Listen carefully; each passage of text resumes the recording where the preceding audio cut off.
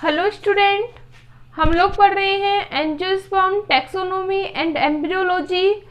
Angiosperm taxonomy and embryology की last class में जो हम पढ़ रहे थे फैमिली रेननकुलेसी। और फैमिली रेननकुलेसी में हम लोगों ने इसकी जो साइलेंट फीचर्स थे उनके बारे में डिस्कस कर लिया था। इसके साथ ही साथ ओक्यूरेंस एंड हैबिटेट के बारे में भी डिस्कस कर लिया था। और हम लोगों ने पढ़ लिया था वेजिटेटिव जो फीचर्स हैं या काइक रेंज ऑफ वेजिटेटिव फीचर्स, इसके बारे में भी हम लोगों ने डिटेल से स्टडी कर ली थी। हम लोगों ने बता दिया था कि इसमें किस प्रकार की जो लीव्स होती है वो पाई जाती है। इस फैमिली में जो प्लांट्स होते हैं मुख्य रूप से क्या होते हैं, हर्ब प्लांट होते हैं, झूप और झाड़ियां नहीं पाई जाती। इसके साथ ही साथ हम लोगों ने बता दिया था कि जो डेवलप्ड ट्रीज होते हैं वो भी क्या होते हैं, एब्सेंट होते हैं। इसके अलावा कुछ स्पीसीज जो होती है वो कैसी होती है, क्लाइंबर होती हैं या चढ़ाई, ये बेल के रूप में या कंठलताओं के रूप में पाई जाती हैं। इनमें मुख्य रूप से क्या पाया जाता है, अडप्टेशन पाया जाता है। जो पत्तियां होती है वो प्रतान के रूप में क्या हो जाती है, चेंज हो जाती है। इन सब के बारे में हम लोगों ने पढ़ लिया था। आज का जो अपना टॉपिक है वो है range of floral characters. Range of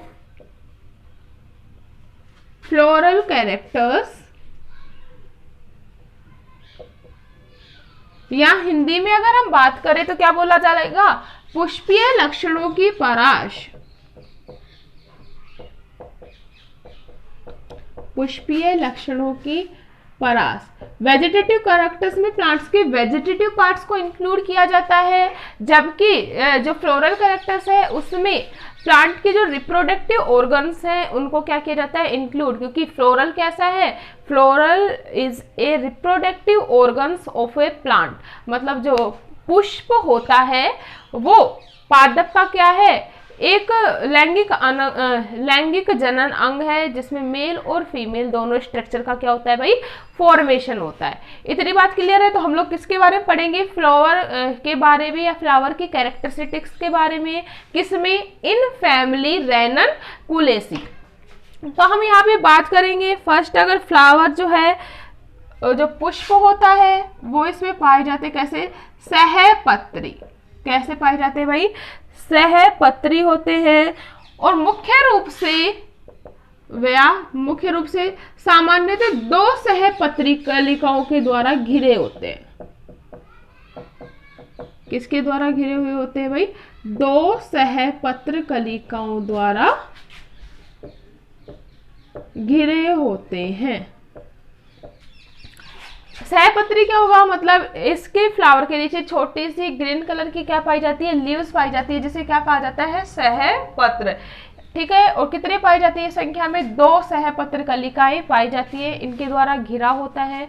लेकिन जो कुछ जो जातियां हैं भाई, हम लोगों को पता है एक फैमिली में अनेक जो जातियां होती हैं उनको क्या किया गया है, इंक्लूड किया गया है। तो जो कुछ जातियां हैं रेननकुलेसी की, उनमें सहपत्र एब्सेंट होते हैं, या हम लोग बोल सकते हैं उनके जो पुष्प होते हैं वो सहपत्रहीन होते हैं। क्लियर है। जैसे हम बात करें नाइजेला, नाइजेला जो फ्लावर होता है रेननकुलेसी का वो कैसा होता है, सहपत्रिका रहित। क्लियर है इतनी बात। नेक्स्ट अगर हम बात करें, जो पुष्प होता है वो होता है सहव्रंत, मतलब इसके नीचे व्रंत लगा होता है, स्टोक लगा होता है, इसके ऊपर क्या है, फ्लावर रिज, तो ये क्या कहलाएगा, व्रंत। ठीक है। व्रंत के ऊपर क्या लगा हुआ है, ये फ्लावर है, हम लोगों ने एक रफली डायग्राम बनाया है, तो इसके साथ जुड़ा हुआ जो भाग होता है वो क्या कहलाता है भाई, व्रंत कहलाता है। क्लियर है। तो जो फ्लावर होता है वो कैसा होता है, सहव्रंत होता है। और चक्रिक रूप से इसके चारों फ्लोरल के जो होल होते हैं वो क्या होते हैं, अरेंज होते हैं। मुख्य रूप से जो पुष्प होते हैं वो होते हैं उभयलिंगी। कैसे होते हैं, उभयलिंगी, मतलब नर व मादा पुष्प जो ऑर्गन्स होते हैं, एंड्रोशियम व गाइनोशियम क्या होते हैं, एक में present. Androecium and gynoecium, androecium and gynoecium both are present in same flower.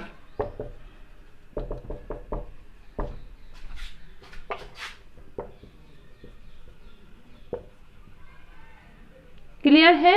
मतलब मुख्य रूप से जो रेननकुलेसी फैमिली के जो प्लांट्स होते हैं वो उनमें का जो फ्लावर होता है वो कैसा होता है? उभयलिंगी। मतलब इसमें नरजन्नांग व मादा जन्नांग दोनों ही एक ही फ्लावर में प्रेजेंट होते हैं। इसके अलावा भी कुछ जो पादप प्रजातियां होती है रेननकुलेसी की वो कैसी होती है? एक लिंगी, अर्थात उसमें या तो नरजन्नांग प्रेजेंट होगा और क्या मादा जन्नांग क्या होता है? प्रेजेंट। कुछ जो जातियां होती हैं वो कैसी होती है भाई? एक लिंगी होती है। क्लियर है इतनी बात?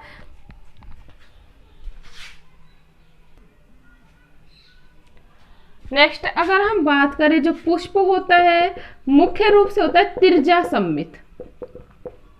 कैसा होता है? तिर्जा सम्मित, जिसे हम डिनोट करते हैं किसके द्वारा? फ्लोरल फॉर्मूला में इस प्रकार से।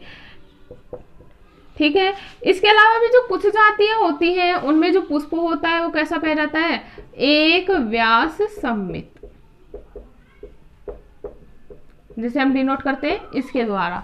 ठीक है, तो ये था हमारा पुष्प के बारे में। नेक्स्ट अगर हम बात करें परिदल पुंज, परिदल पुंज, तो जो परिदल पुंज, सबसे पहले तो हम लोग जानते हैं, we all know that student, perianth क्या होता है? बाह्य दल व दल मिलकर मतलब सेम संरचना का निर्माण करते हैं। इन दोनों में कोई डिफरेंस नहीं पाया जाता। ऐसी स्ट्रक्चर जो होती है वो क्या कहलाती है भाई? पेरियंथ या परिदल पुंज। तो अगर हम बात करें, जो परिदल पुंज होता है अधिकांश प्रजातियों में होता है दलाव, पेटेलोइड। कैसा होता है भाई? दलाव। दलाव का मतलब क्या होता है कि जब परिदल पुंज हरे न होकर कैसे होते हैं? कलर्ड होते हैं। मतलब इनके जो परिदल होंगे वो कैसे होंगे? कलर्ड या रंगीन हो, तो ऐसा जो परिदल पुंज होता है वो क्या कहलाता है? दलाव कहलाता है। और बात करें हम रेननकुलेसी फैमिली की, तो रेननकुलेसी में कैसे प्रकार के परिदल पुंज पाए जाते हैं? दलाव प्रकार के परिदल पुंज पाए जाते हैं। इट मीन्स जो परिदल होते हैं वो कैसे होते हैं? कलर्ड होते हैं। इतना बात क्लियर है? और इन्हें कैलिक्स व कोरोला में क्या नहीं किया जा सकता? डिवाइड नहीं किया जा सकता। मतलब ये कैलिक्स और कोरोला दोनों कैसे होते हैं? सेम होते हैं, लगभग समान होते हैं। लगभग कैसे होते हैं भाई? समान। नेक्स्ट अपना बाह्य दल क्या है?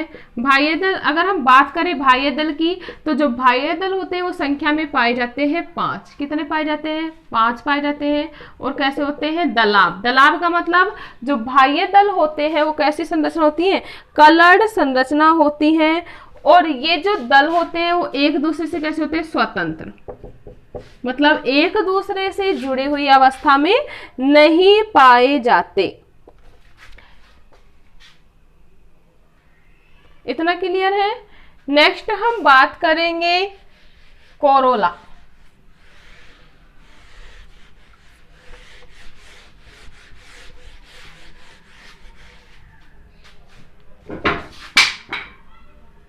नेक्स्ट क्या है भाई अपना?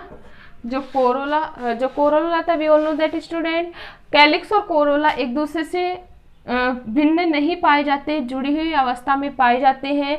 इस अवस्था को हम लोग क्या बोल रहे हैं? पेरियंथ या परिदल पुंज। लेकिन कुछ जो जातियां होती हैं रेननकुलेसी की, उनमें जो कोरोला पार्ट होता है कुछ क्या होता है? डिफरेंट होता है। ठीक है, उसमें यह जो संरचना होती है थोड़ी सी क्या होती है? बाह्य दल से अलग दिखाई देती है। अगर हम बात करें कोरोला की, तो कोरोला की संख्या भी 5 होती है। संख्या में कितने पाए जाते हैं? 5। और इनकी जो शेप होती है वो सममित अवस्था में अरेंज होते हैं। कैसे अवस्था में होते हैं भाई? सममित अवस्था में व्यवस्थित होते हैं। जिन जातियों में कोरोला और कैलिक्स में क्या पाया जाता है? डिफरेंस पाया जाता है। दोनों की कैलिक्स की संख्या भी कितनी होती है? 5 होती है। और कोरोला की संख्या भी क्या होती है? 5 होती है। तो ये था अपना कोरोला के बारे में। नेक्स्ट अगर हम बात करें तो नेक्स्ट है हनी लीव्स या मरकंद लीव। हनी लीव्स या मकरंद पत्तियां। हनी लीव्स की अगर हम बात करें, हनी लीव्स का पाया जाना इस फैमिली का मुख्य कैरेक्टर है। क्या है? हनी लीव्स या मकरंद लीव्स मुख्य लक्षण है किसका? रेननकुलेसी का। ठीक है। जो हनी लीव्स होती हैं ये विभिन्न आकार व साइज की होती हैं।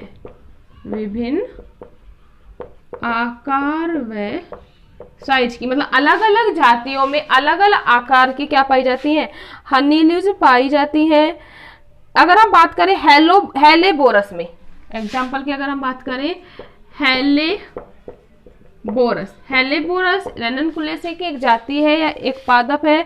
इसमें दलपत्र जो होते हैं वो नलिकाकार हनी लीव्स में परिवर्तित हो जाते हैं। दलपत्र, क्या दलपत्र जो होते हैं वो किस में कन्वर्ट हो जाते हैं? मॉडिफाइड हो जाते हैं भाई, नलिकाकार हनी लीव्स में क्या हो जाते हैं?